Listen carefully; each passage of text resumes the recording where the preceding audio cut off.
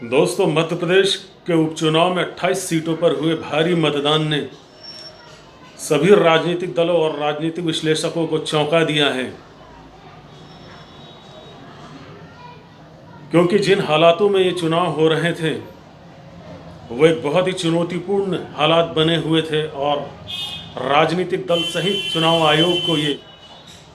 ये आशंका बनी हुई थी कि मतदाता किस संख्या में मतदान करने के लिए मतदान केंद्रों तक पहुंचेगा। और वैसे भी दोस्तों, मध्य प्रदेश में उपचुनाव को लेकर ये ट्रेंड रहा है कि मतदाताओं में ज़्यादा उत्साह नहीं देखा जाता और ना ही इस पैमाने पर मतदान होता है। यदि हम पिछले 2013 से लेकर 18 तक के 15 उपचुनाव के आंकड़ों पर अगर गौर करें तो हम ये देखते हैं कि इन उपचुनावों में 15 उपचुनावों में मुख्य चुनावों के मुकाबले में 5% तक मतदान कम हुआ है। लेकिन मौजूदा उपचुनाव में ये मतदान सिर्फ 3% हुआ है। इसका मतलब ये है कि 2018 के मुख्य विधानसभा चुनाव में 72% मतदान हुआ था और अब 69% मतदान हुआ है। तो दोस्तों, उपचुनाव में भारी मतदान क्या संकेत दे रहे हैं? क्या ये सत्ता परिवर्तन के संकेत है या फिर मौजूदा सरकार को सत्ता में बनाए रखने के लिए मतदान किया गया है, या फिर हम ये मान लें कि ये निर्वाचन आयोग के जागरूकता अभियान, निर्वाचन आयोग के कार्यक्रमों, राजनीतिक दलों के बूथ प्रबंधन, या फिर इससे 10 कदम आगे बढ़कर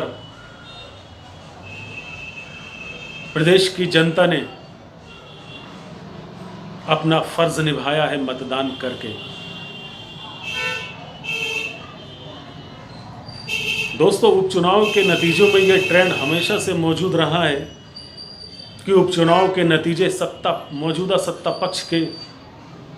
तरफ जाते हैं। और यदि हम कर्नाटक के 2019 में हुए कर्नाटक उपचुनाव से यदि इन उपचुनाव की तुलना करें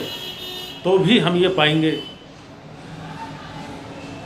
कि कर्नाटक में उपचुनाव के नतीजे येदियुरप्पा के पक्ष में गए थे।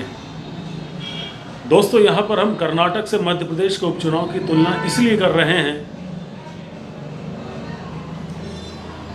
क्योंकि सत्ता परिवर्तन के लिए कर्नाटक में जो राजनीतिक उठापटक, दांव-पेच हुए थे, वो सारे ड्रामे, वो सारे सीन मध्य प्रदेश में भी रिक्रिएट किए गए थे। लेकिन मध्य प्रदेश और कर्नाटक की परिस्थितियों में काफ़ी भिन्नताएं हैं और दोनों राज्यों के मतदाताओं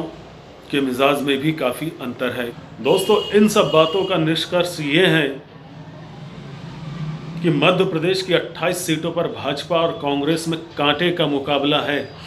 और चुनाव के नतीजे लगभग वही होने जा रहे हैं जो 18 के विधानसभा चुनाव में आए थे।